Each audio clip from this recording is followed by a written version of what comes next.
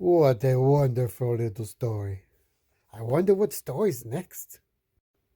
Okay, the next story is The Animals of Farmer Jones. The sheep sniff around the barn. Bah, bah, say the sheep. We're waiting for supper, but where is Farmer Jones?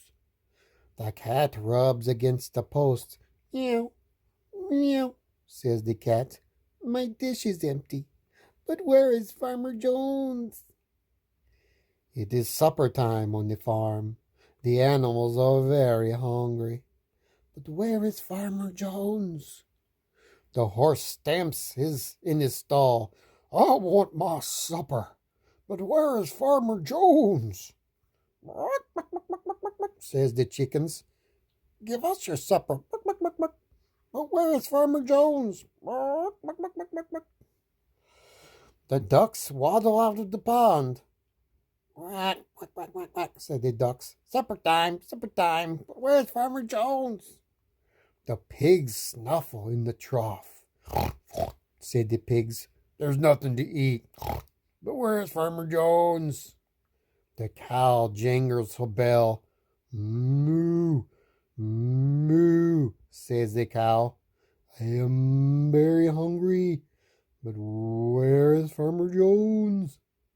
The dog runs about barking. Roof, roof, says the dog. I want my meal. But where's Farmer Jones? Farmer Jones is out in the field. 6 o'clock, says Farmer Jones. It's supper time. He goes to get food for the animals. He gives oats to the horse. Says the horse. Thank you, Farmer Jones. He gives turnips to the sheep. Says the sheep. Thank you, Farmer Jones. He gives milk to the cat. Meow, meow, says the cat. Thank you, Farmer Jones. Meow. He gives corn to the chickens. Thank you, Farmer Jones. He gives barley to the ducks. Quack, quack, says the ducks. Thank you, Farmer Jones. He gives mash to the pigs. Thank you, Farmer Jones. He gives grain to the cow. Moo, moo, says the cow. Thank you, Farmer Jones. He gives bones to the dog. Thank you, Farmer Jones. I am hungry too, says Farmer Jones, and off he goes for his supper. Oh, I'm hungry too. Let's get something to eat. Oh, let's see. The next story is called Toodle. Far, far to the west of everywhere is the village of Lower Train Switch. All the baby locomotives go there to learn to be big locomotives. The young locomotives steam up and down the tracks, trying to call out the long, sad toot of the big locomotives. But the best they can do is a gay little toot. And the villagers smile as they listen to the young locomotives practice. Lower Train Switch has a fine school for engines. There are lessons in whistleblowing, stopping for a red flag waving, puffing loudly when starting, coming around curves safely, screeching when stopping, clicking and clacking when going over the rails, and staying on the rails no matter what. Young locomotives must study all of these lessons. Then, too, there are other things to study. For those who wish to be freight trains, there are how to carry milk without turning it to butter, freight train whistling, and watching the caboose. For passenger trains, there are lessons in going through tunnels, pulling the diner without spilling the soup, and how beds are made in trains. Of all the things that are taught in the Lower Trainswich School for Locomotives, the most important is, of course, staying on the rails no matter what. Yes, of course, you don't want to get off the rails. The head of the school is an old engineer named Bill. Bill always tells the new locomotives that he will not be angry if they sometimes spill the soup pulling the diner, or if they turn the milk to butter now and then. But they will never, never be good trains unless they get 100 A plus in staying on the rails, no matter what. All the baby engines work very hard to get 100 A plus in staying on the rails. After a few weeks, not one of the engines in the Lower Trainswich School for Trains would even think of going off the rails, no matter, well, no matter what. One day, a new locomotive named Tootle came to school. "Here's the finest baby I've seen since old 600, thought Bill. He patted the gleaming young locomotive and said, "How would you like to grow up to be the flyer between New York and Chicago?" "If a flyer goes very fast, I should like to be one," Tootle answered. "I love to go fast. Watch me." He raced all around the roundhouse. "Good, good," said Bill. "You must study whistleblowing, puffing loudly when starting, stopping for a red flag waving, pulling the diner without spilling the soup, and all kinds of things. But most of all, you must study staying on the rails no matter what. Remember, you can't be a flyer unless you get 100 A plus in staying on the rails." Tootle promised that he would remember and that he would work very hard. All the people in Lower Trainswich began to talk about him. They said he could pull a baby diner up hill and down again without spilling one drop of soup. And in just 6 lessons, they told about his high grades in puffing, whistleblowing, and clicking and clacking. Tootle was the pet of the town. He even worked hard at stopping for a red flag waving. Tootle did not like those lessons at all. There is nothing a locomotive hates more than stopping. But Bill said that no locomotive ever kept going when he saw a red flag waving. "Stopping for a red flag waving is almost as important as staying on the rails, no matter what," said Bill. "Well, all right," Tootle grumbled. "I don't like to stop, though. I like to go fast." "Yes, I know," said Bill. "You are like all flyers, but you can go fast when you see the green flag." One day, while Tootle was practicing for his lesson in staying on the rails, no matter what, a dreadful thing happened. He looked across the meadow he was running through and saw a fine, strong black horse. "Race you to the river!" shouted the black horse and kicked up his heels. Away went the horse. His black tail streamed out behind him, and his mane tossed in the wind. Oh, how he could run! "Here I go," said Tootle to himself. "If I am going to be a flyer, I can't let a horse beat me. Everyone at the school will laugh at me." His wheels turned so fast that they were silver streaks. The cars lurched and bumped together, and just as Tootle was sure he could win, the tracks made a great curve. "Oh, whistle!" cried Tootle. That horse will beat me now. He'll run straight while I take the great curve. Then the dreadful thing happened after all that Bill had said about staying on the rails no matter what. Tootle jumped off the tracks and raced alongside the black horse. The race ended in a tie.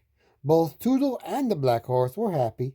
Tootle was pleased because the horse hadn't won, and the horse was happy because he had never before been so close to beating a locomotive. They stood on the bank of the river and talked. "It's nice out here in the meadow," Tootle said. "Yes, but I thought you fellows had to stay on the rails," said the horse in a puzzled way. "We do, but I didn't," Tootle explained. "Oh," said the horse. When Tootle got back to the school, he said nothing about leaving the rails, but he thought about it that night in the roundhouse. "Tomorrow I will work hard," decided Tootle. "I will not even think of leaving the rails, no matter what." And he did work hard. He practiced tootling so much that the mayor himself ran up the hill, his green coat-tails flapping, and said that everyone in the village had a headache and would he please stop tootling. So Tootle was sent to practice staying on the rails no matter what. As he came to the great curve, Tootle looked across the meadow. It was full of buttercups. "It's like a big yellow carpet. How I should like to play in them and hold one under my searchlight to see if I like butter," thought Tootle. But no, I am going to be a flyer, and I must practice staying on the rails no matter what. Tootle clicked and clacked around the great curve. His wheels began to say over and over again, "Do you like butter? Do you like butter? Do you like butter? Do you like butter?" "I don't know," said Tootle crossly, "but I'm going to find out." He stopped much faster than any good flyer ever does, unless he is stopping for a red flag waving. The sparks shot out from his wheels, and the 8 bowls of soups rolled around and around. He hopped off the tracks and bumped along the meadow to the yellow buttercups. "What fun!" said Tootle. And he danced around and held one of the buttercups under his searchlight. Then he ran to the river and peeked into the quiet water to see if he liked butter. "I do like butter," cried Tootle. "I do." At last the sun began to go down, and it was time to hurry to the roundhouse. That evening, while the chief oiler was playing checkers with old Bill, he said, "It's queer. It's very queer, but I found grass between Tootle's front wheels today." Said the Bill. "There must be grass growing on the tracks." "Not on our tracks," said the day watchman, who spent his days watching the tracks and his nights watching Bill and the chief oiler play checkers. Bill's face was stern. "Tootle knows he must get 100 A+ in staying on the rails, no matter what, if he's going to be a flyer." Next day Tootle played all day in the meadow. He watched a green frog, and he made a daisy chain.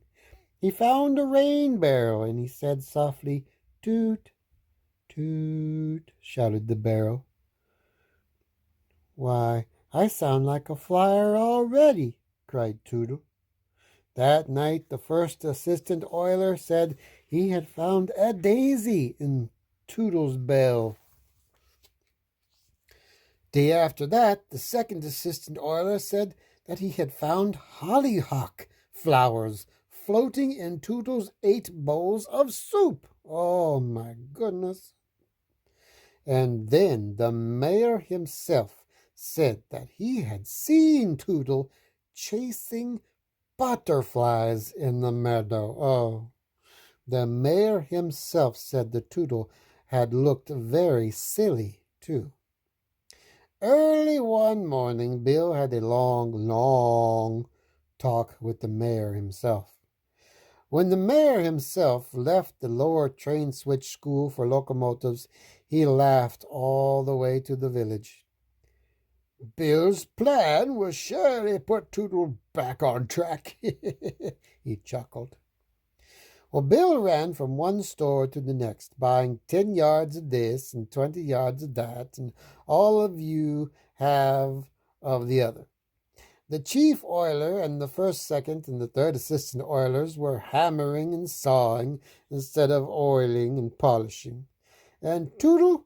Well, Tootle was in the meadow, watching the butterflies flying and wishing he could dip and soar as they did. That afternoon, everyone in Lower Train Switch crowded into the office of the mayor himself. Yes, yes, they shouted when the mayor himself asked if they wanted to help Tootle. Then the mayor himself said, Bill has a plan. If you do just as he says, I think we can teach young Tootle how to be a flyer. After that, Bill stood up and said things like, Now, you know that all locomotives, of course, every locomotive, as I say, the thing is, and if you will. Then all of the people laughed and promised to help. When they went home, each had a piece of 10 yards of this and the 20 yards of that nailed to one of the sticks the oilers had hammered and sawed all morning. Not a store in Lower Train Switch was open the next day, and not a person was at home. By the time the sun came up, every villager was hiding in the meadow along the tracks, and each of them had a red flag. It had taken all the red goods in Lower Train Switch and hard work by the oilers, but there was a red flag for everyone. Soon Tootle came tootling happily down the tracks. Today I shall watch the bluebirds very carefully. Perhaps I can find out how they fly, he said to himself, and played a gay little song on his whistle. When he came to the meadow, he hopped off the tracks and rolled along the grass.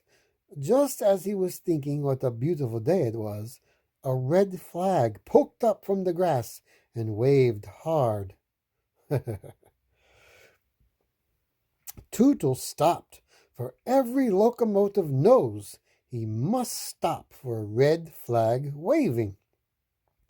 I'll go another way, said Tootle.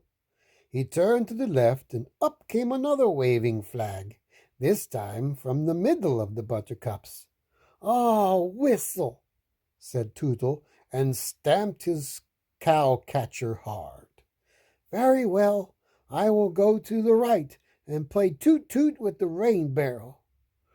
When he went to the right, there was another red flag. There were red flags waving from the buttercups, in the daisies, under the trees, near the bluebird's nest, and even one behind the rain barrel. And of course, Tootle had to stop for each one, for a locomotive must always stop for a red flag waving. Red flags, muttered Tootle. This meadow is full of red flags. How can I have any fun? Whenever I start, I have to stop. Why did I think this meadow was such a fine place? Why don't I ever see a green flag? Just as the tears were ready to slide out of his boiler, Toodles happened to look back over his coal car.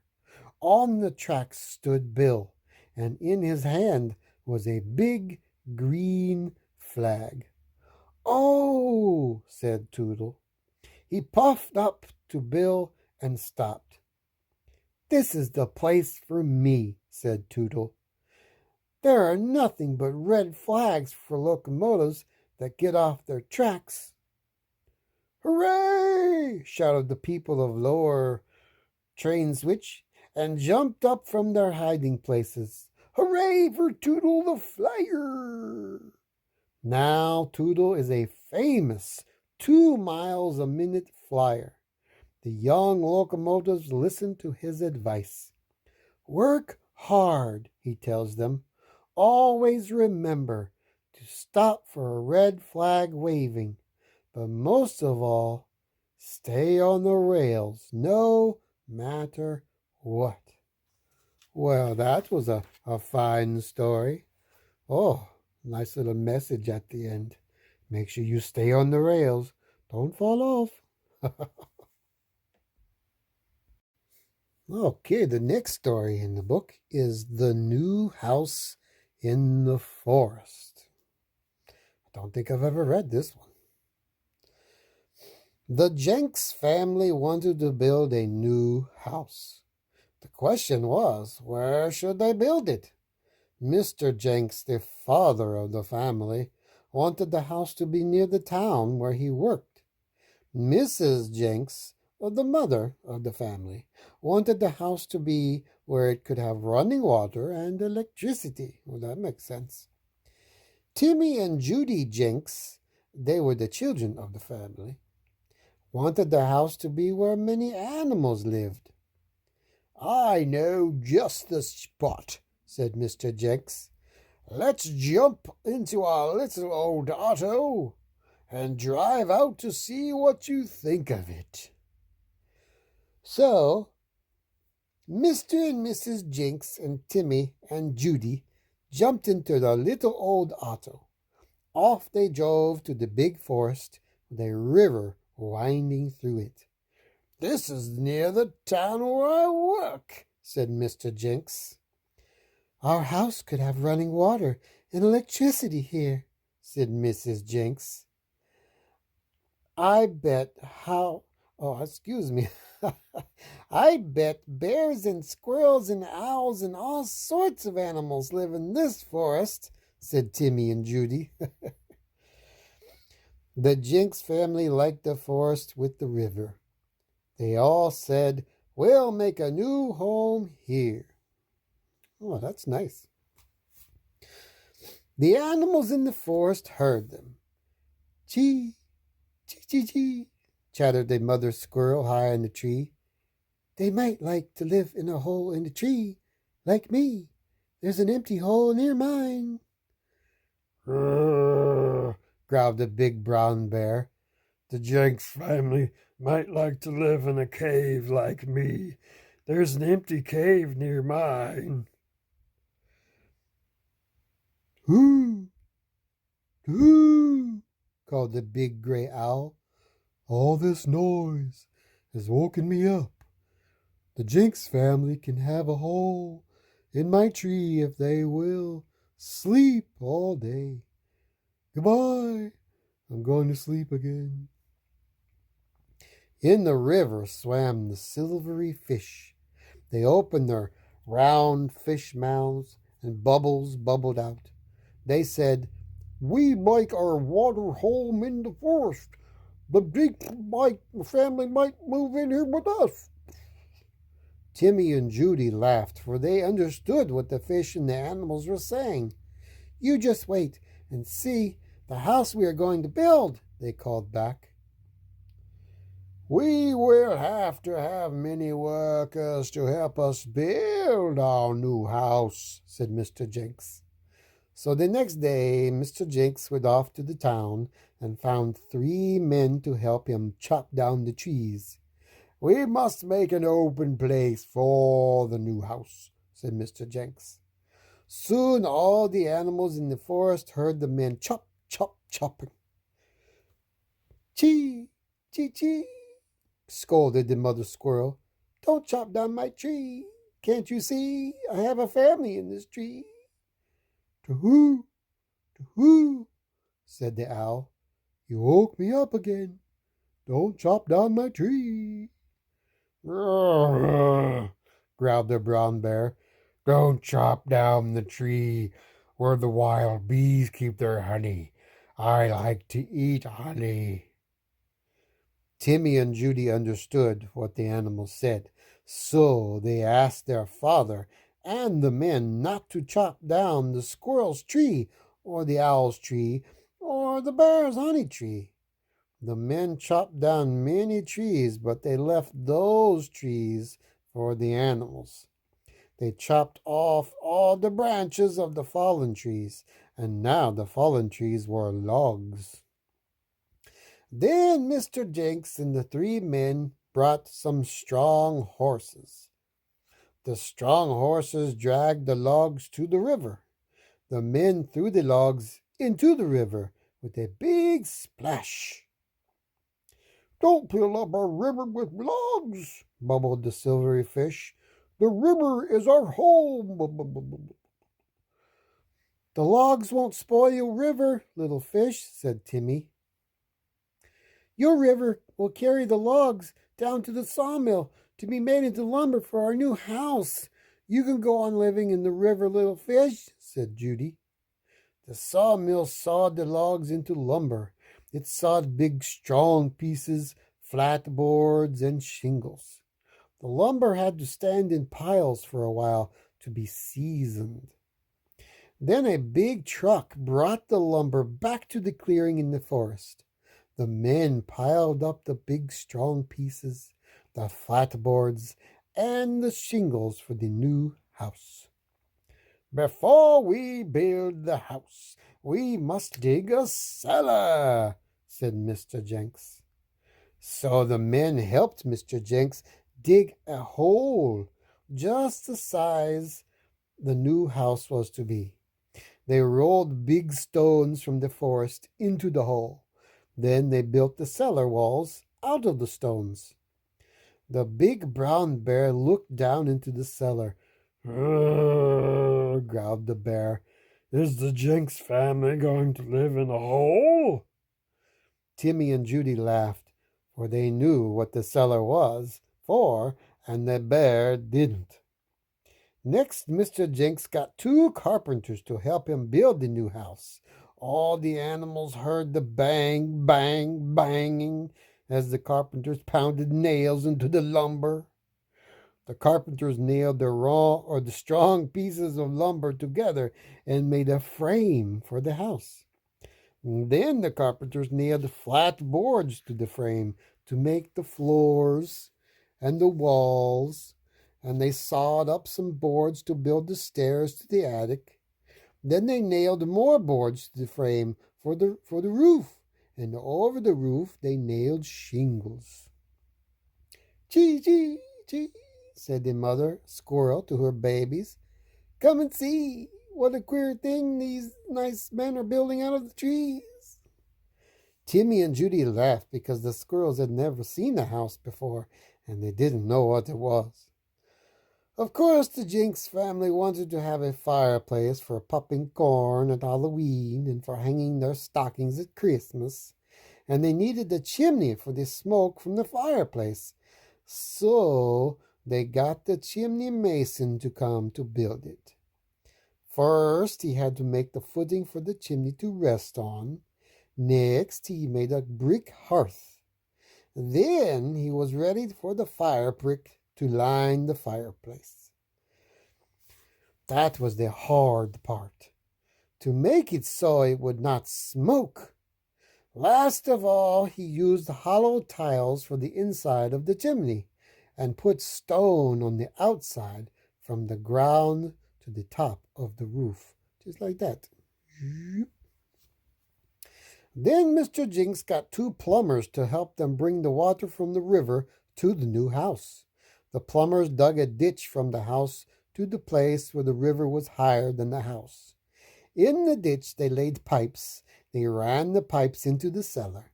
They cut holes in the cellar, or the ceiling of the cellar, and ran the pipes up the walls into the house.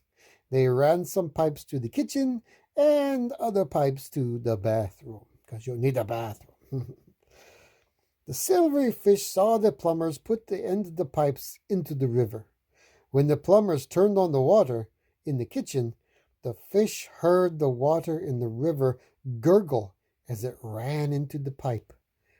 Don't take the water from our river, said the fish, sending up many bubbles.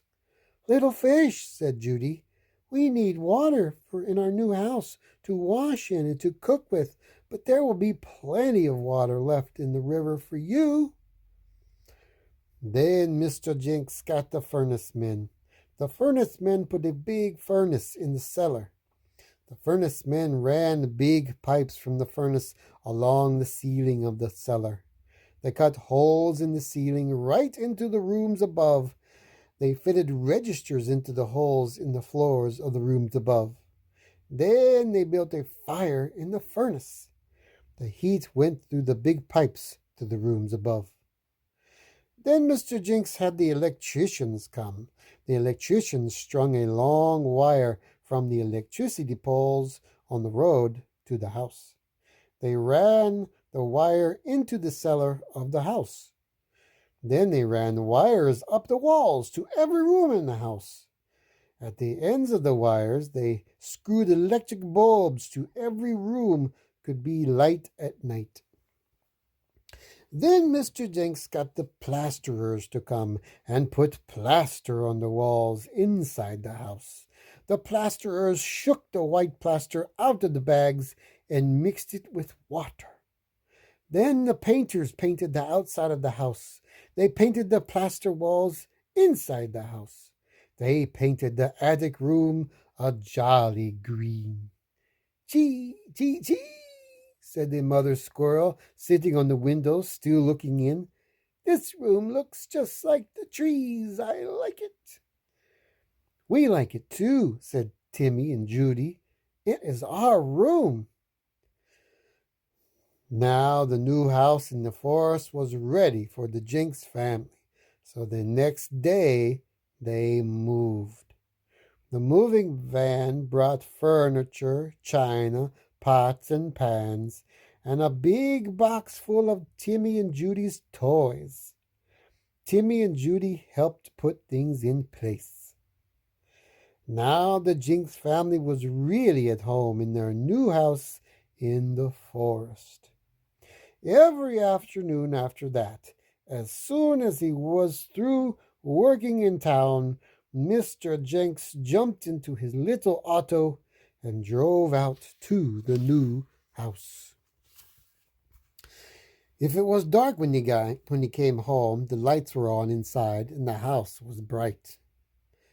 Hello, new house, said Mr. Jinx. I like to see you all light and bright. Grrr, growled the bear, peering out of the dark cave in the forest. The Jinx family is queer to like light in their rooms. Every day after that, Mrs. Jinx cooked dinner in the new kitchen, and she turned on the faucet, and water from the river ran out. She turned on the stove, and the electric wires in the stove got hot. I'm happy as a cricket in our new house in the forest with running water and electricity, said Mrs. Jinx. Chirped a happy cricket from a warm corner of the kitchen. I like it here too. Every evening after that, Timmy and Judy had supper in the kitchen. I'm glad our new house is in a forest where bees live, said Timmy as he spread wild honey on his bread and handed the jar of honey to Judy. Bzzz, said a little honeybee. These children seem to like my honey.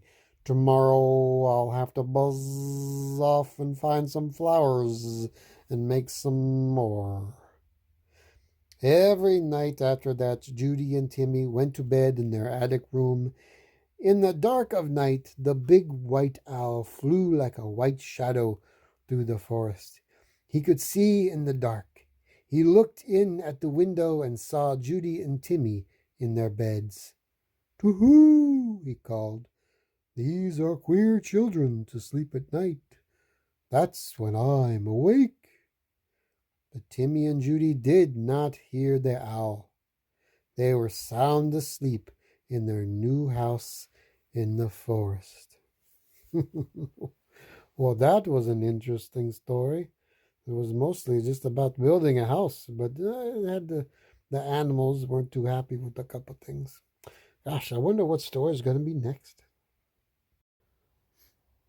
Okay, today's story is called The Taxi That Hurried. Oh. Once there was a taxi. It was a bright yellow with two red lines running around its body. Inside it had a soft leather seat and two hard little let-down seats. It was a smart little taxi, for it could start fast, jerk, whiz. It could tear along the street, whiz, squeak. It could stop fast, squeak, jerk. Its driver's name was Bill. Together they were a speedy pair. One day the taxi was standing on the street close to the sidewalk. Bill and the little taxi didn't like to stand still long. I wonder who will be our next passengers, thought Bill. Just then Bill heard some feet running on the sidewalk. Thump, thump, thump. And he heard some smaller feet pattering along too. Thumpity, thumpity, thumpity. He leaned out and saw Tom with a little suitcase and Tom's mother with a big suitcase, and both of them were breathing hard. Oh, gasped Tom's mother. Taxi driver man, please drive us to the station as fast as you can. We're very late, and the train won't wait. Oh, oh, oh. Tom and his mother tumbled into the taxi and slammed the door. Sure, lady, answered Bill. We're a speedy pair. We can get you there. Away went the taxi. It liked to tear along in a hurry, purring softly. It rushed down the street like a yellow streak with two red lines blurred into one around its middle. It wiggled through the traffic. Tom and his mother bounced and jounced on the leather seats. Tom's mother sat on the wide, soft one behind, but Tom sat on the hard little one so that he could look out the window. Then suddenly, squeak, jerk, the taxi stopped short. It stood stock, still in the middle of the street. Ahead shone a bright red light. Underneath the light stood a big traffic policeman holding up his right hand. Tom's mother called through the window, Taxi driver man, must you stop when the lights are red? We simply have to get ahead. We're terribly late and the train won't wait. And Bill answered, Surely, lady, you have seen our cars must wait until the lights are green, but we're a speedy pair. We'll surely get you there. Then suddenly, jerk, whiz, they were off again down the crowded street. For the light had changed to green again. Away went the taxi down the street faster than ever. Now it had to turn and twist, for the street was full of traffic, trucks and wagons and other taxis. The little taxi hurried past them all like a yellow streak, and people could hardly see Tom's little face looking out of the window as he bounced and jounced by. My, said the people on the sidewalk, that's a speedy taxi. I wonder why it's in such a hurry. Lucky it's got such a good driver. The taxi wiggled around a big bus. It jiggled across a trolley track.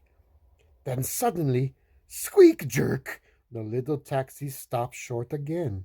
It stood stock still behind a big coal truck that was backing up to the sidewalk, for the driver was trying hard to get his truck just the right way for the black coal to go jumping and clattering down its slide into a hole in the sidewalk. Tom stood up so that he could see the big coal truck better. He could see the handle on the side. He wished he could watch the driver turn that handle and make the big truck tip up in front. He almost wished they weren't in a hurry. Tom's mother called through the open window, "Taxi driver, man! First it's a cop that makes you stop, and now we're stuck behind a truck. We're awfully late, and the train won't wait."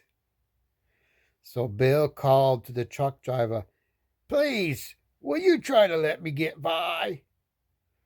And the truck driver grinned and stopped his truck. Carefully and slowly, Bill squeezed by the big coal truck close to the sidewalk. Bill called over his shoulder, "We're a speedy pair. We'll get you there."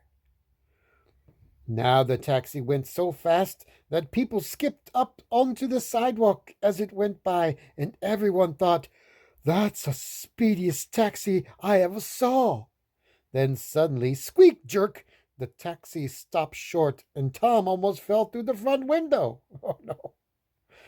Tom's mother bounced so hard on the wide leather seat that her head whacked the ceiling of the taxi. Her hat slid down over one ear.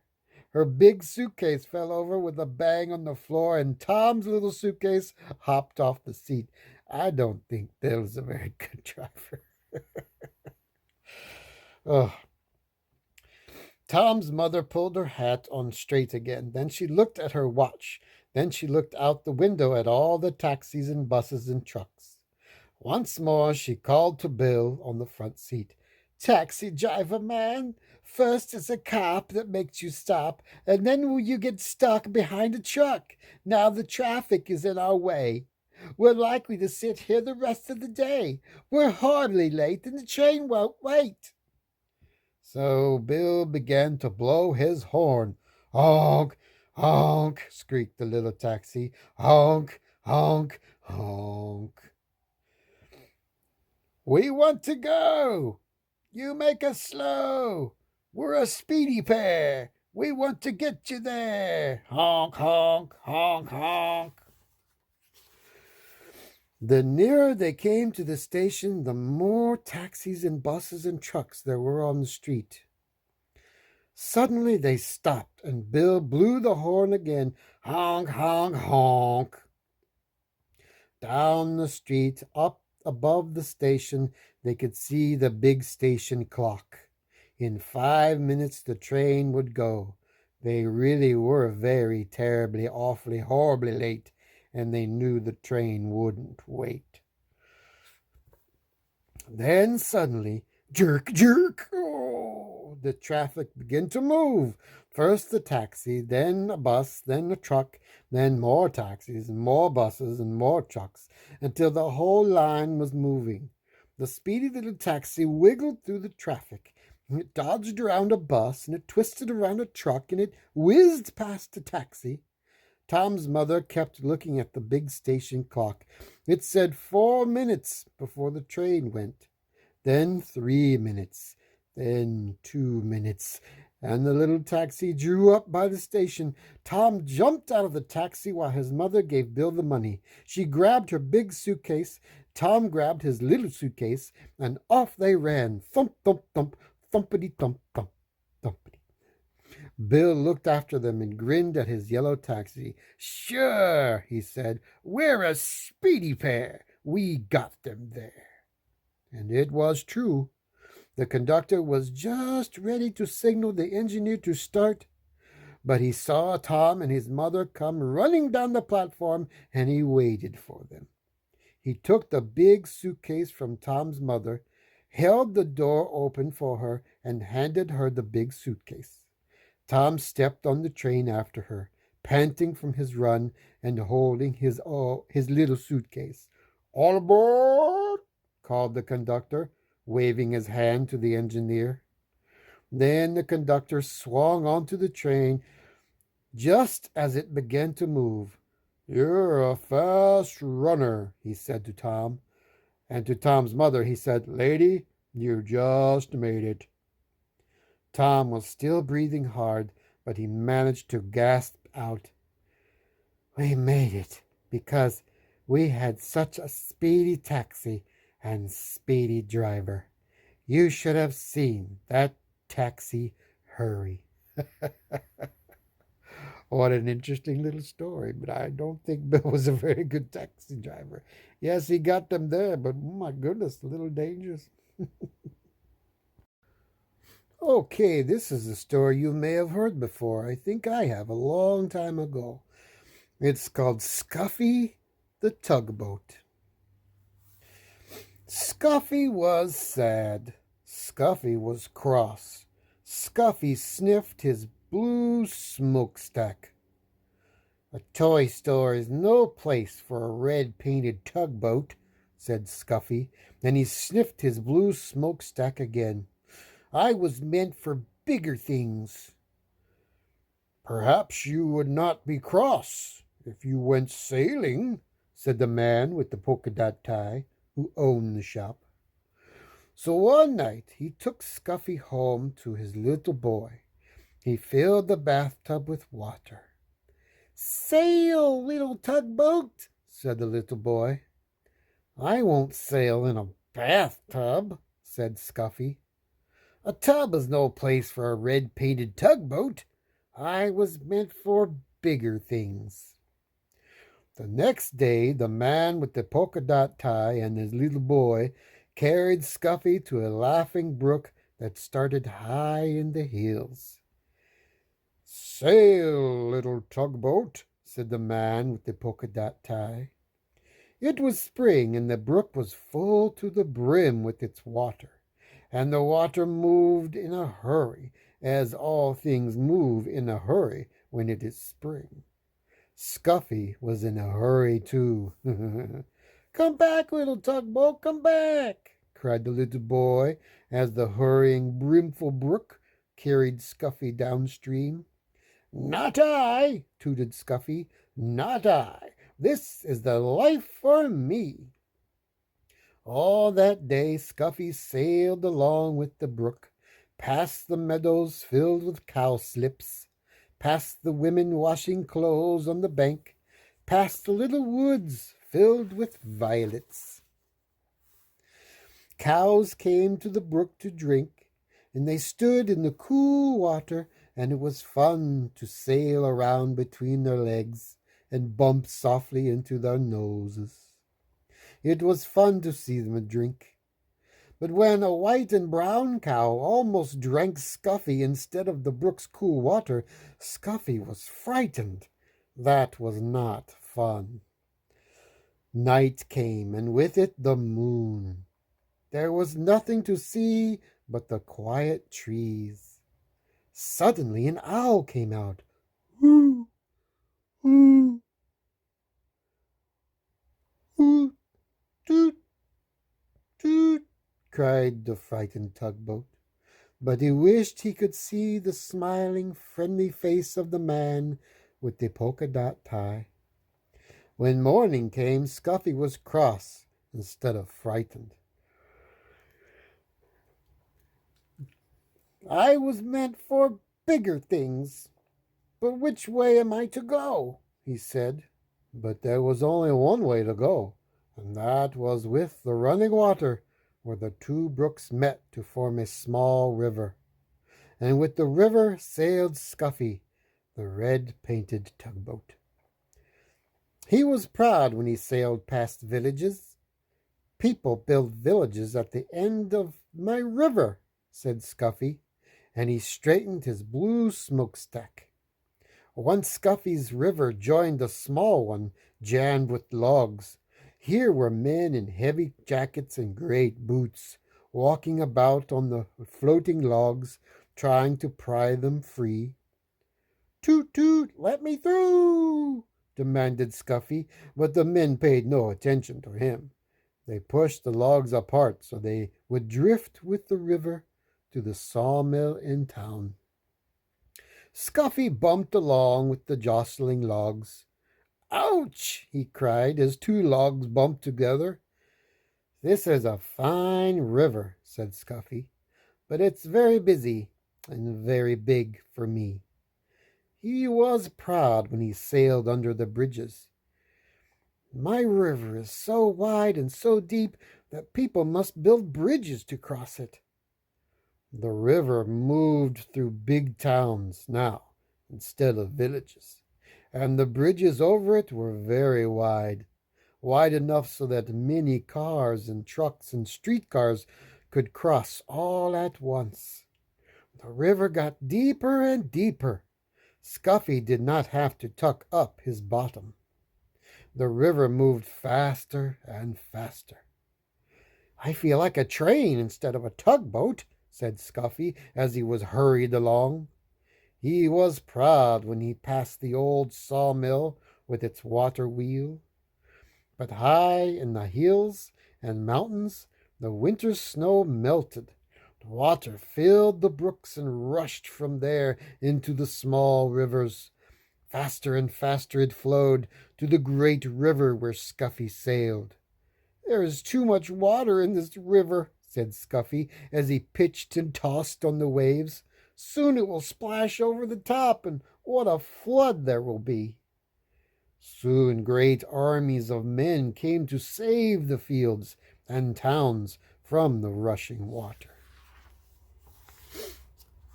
On went the river to the sea.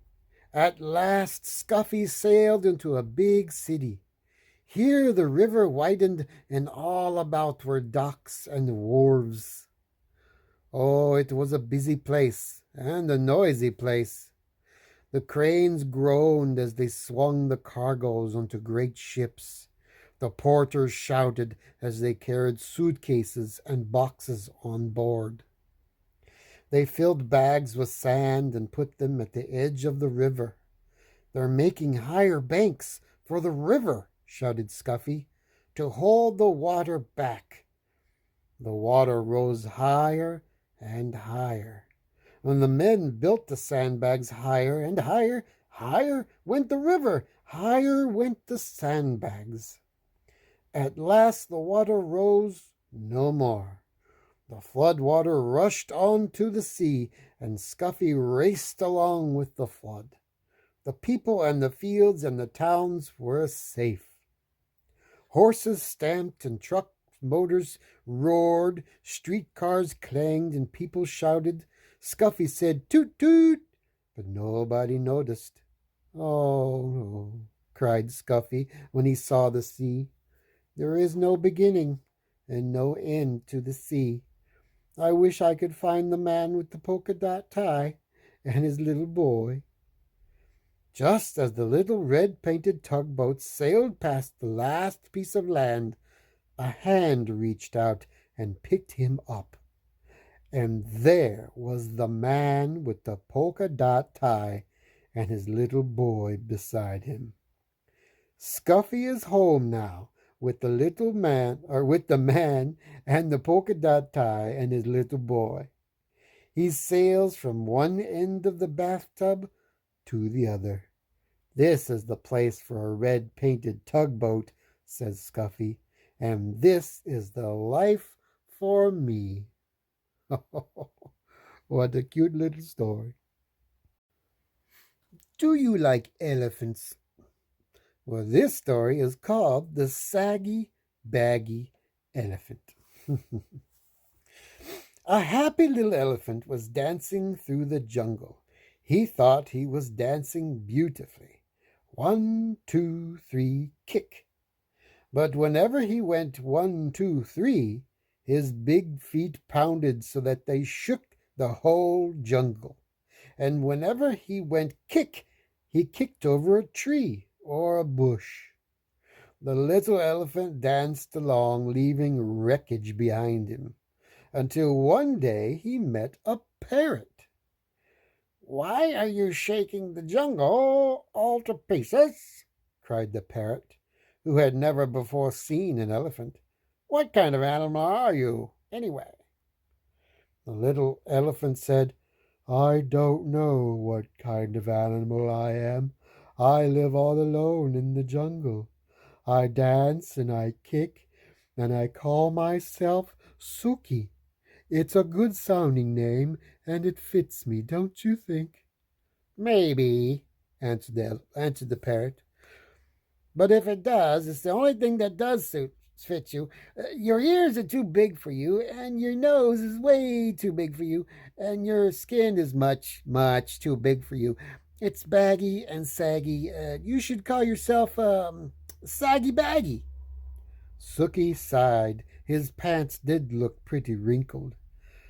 I'd be glad to improve myself, he said, but I don't know how to go about it. What shall I do? I can't tell you. I never saw anything like you in my life, replied the parrot. The little elephant tried to smooth out his skin. He rubbed it with his trunk. That did no good. He pulled up his pants legs, but they fell right back into dozens of wrinkles. It was very disappointing, and the parrot's saucy laugh didn't help a bit. Just then a tiger came walking along. He was a beautiful, sleek tiger. His skin fit him like a glove. Sookie rushed up to him and said, Tiger, please tell me why your skin fits so well. The parrot says mine is all baggy and saggy, and I do want to make it fit me like yours fit you. The tiger didn't care a foot about Sookie's troubles, but he did feel flattered and important, and he did feel just a mite hungry. My skin always did fit, said the tiger. Maybe it's because I take a lot of exercise. But, added the tiger, if you don't care for exercise, I shall be delighted to nibble a few of those extra pounds of skin off for you. Oh, no, thank you. No, thank you, cried Sookie. I love exercise. Just watch me. Sookie ran until he was well beyond reach. Then he did somersaults and rolled onto his back. He walked on his hind legs and he walked on his front legs. And when Sookie wandered down to the river to get a big drink of water, he met the parrot. The parrot laughed harder than ever. I tried exercising, sighed the little elephant. Now I don't know what to do. Soak in the water, the way the crocodile does, laughed the parrot. Maybe your skin will shrink. So Sookie tramped straight into the water. But before he had soaked nearly long enough to shrink his skin, a great big crocodile came swimming up, snapping his fierce jaws and looking greedily at Sookie's tender ears. The little elephant clambered up the bank and ran away, feeling very discouraged. I'd better hide in the dark place while my bags and sags and creases and wrinkles won't show, he said. By and by he found a deep, dark cave, and with a heavy sigh he tramped inside and sat down. Suddenly he heard a fierce growling and grumbling and snarling. He peeped out of the cave and saw a lion paddling down the path. I'm hungry, roared the lion. I haven't had a thing to eat today. Not a thing except a thin, bony antelope and a puny monkey. And a buffalo, but such a tough one. And 2 turtles, and you can't count turtles. There's nothing much to eat between those saucers they wear for clothes. I'm hungry. I could eat an elephant. And he began to pad straight toward the dark cave where the little elephant was hidden. This is the end of me. Sags, bags, wrinkles, and creases, thought Sookie. And he let out one last trumpeting bellow. That wasn't a very good trumpet. Oh, well, you get the idea. Just as he did, the jungle was filled with a terrible crashing and an awful stomping. a whole herd of great gray wrinkled elephants came charging up, and the big hungry lion jumped up in the air, turned around, and ran away as fast as he could go. Suki peered out of the cave, and all the big elephants smiled at him. Suki thought they were the most beautiful creatures he had ever seen. "I wish I looked just like you," he said. "You do," grinned the big elephants. "You're a perfectly dandy little elephant." And that made Suki so happy that he began to dance 1, 2, 3, kick through the jungle with all those big, brave, friendly elephants behind him. The saucy parrot watched them dance, but this time he didn't laugh, not even to himself. What a wonderful story. I think the moral of this story is just be happy being who you are.